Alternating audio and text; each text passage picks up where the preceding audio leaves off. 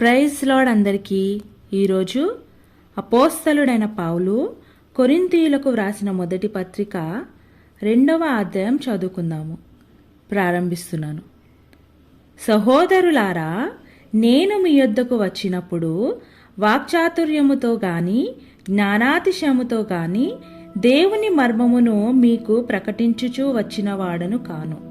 నేను యేసుక్రీస్తును అనగా సిలువ వేయబడిన యేసుక్రీస్తును తప్ప మరి దేనిని మీ మధ్య నేనెరుగకుందునని నిశ్చయించుకొంటిని.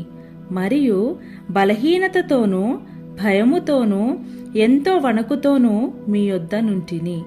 మీ విశ్వాసము మనుష్యుల జ్ఞానమును ఆధారము చేసుకొనక దేవుని శక్తిని ఆధారము చేసుకుని ఉండవలెనని నేను మాటలాడినను సువార్త ప్రకటించినను జ్ఞానయుక్తమైన తీయని మాటలను వినియోగింపక పరిశుద్ధాత్మయు దేవుని శక్తియు కనపరుచు దృష్టాంతములనే వినియోగించి తిని. పరిపూర్ణులైన వారి మధ్య జ్ఞానమును బోధించుచున్నాము, అది ఈ లోక జ్ఞానము కాదు. నిరర్ధకులై పోవుచున్న ఈ లోకాధికారుల జ్ఞానమును కాదు, కాని దేవుని జ్ఞానము మర్మమైనట్టుగా బోధించుచున్నాము. ఈ జ్ఞానము మరుగై ఉండెను. జగత్తుత్పత్తికి ముందుగానే దీనిని దేవుడు మన మహిమ నిమిత్తము నియమించెను. అది లోకాధికారులలో ఎవనికినీ తెలియదు. అది వారికి తెలిసియుండిన ఎడల మహిమాస్వరూపియగు ప్రభువును సిలువ వేయకపోయి ఇందును గూర్చి దేవుడు తన్ను ప్రేమించు వారి కొరకు ఏవి సిద్ధపరచెనో అవి కంటికి కనబడలేదు, చెవికి వినబడలేదు, మనుష్య హృదయమునకు గోచరము కాలేదు అని వ్రాయబడి ఉన్నది. మనకైతే దేవుడు వాటిని తన ఆత్మ వలన బయలుపరచి ఉన్నాడు.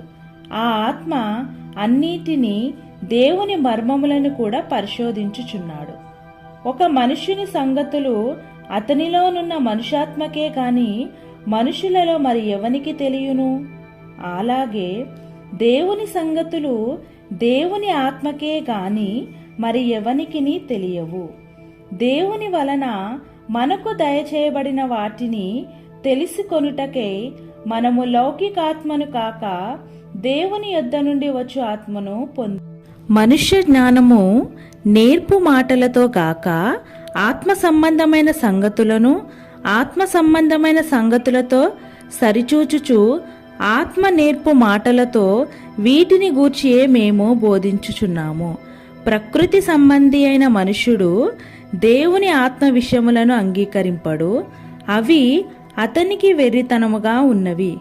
అవి ఆత్మానుభవము చేతనే వివేచింపదగును గనుక అతడు వాటిని గ్రహింపజాలడు. ఆత్మ సంబంధి అయిన వాడు అన్నిటినీ వివేచించును గాని అతడెవని చేతనైనను వివేచింపబడడు. ప్రభువు మనస్సును ఎరిగి ఆయనకు బోధింపగలవాడెవడు? మనమైతే క్రీస్తు మనసు కలిగిన వారము. ఆమేన్. ప్రభువైన యేసుక్రీస్తు వారు ఈ వాక్యమును దీవించి మన జీవితాల్లో నెరవేర్చునుగాక.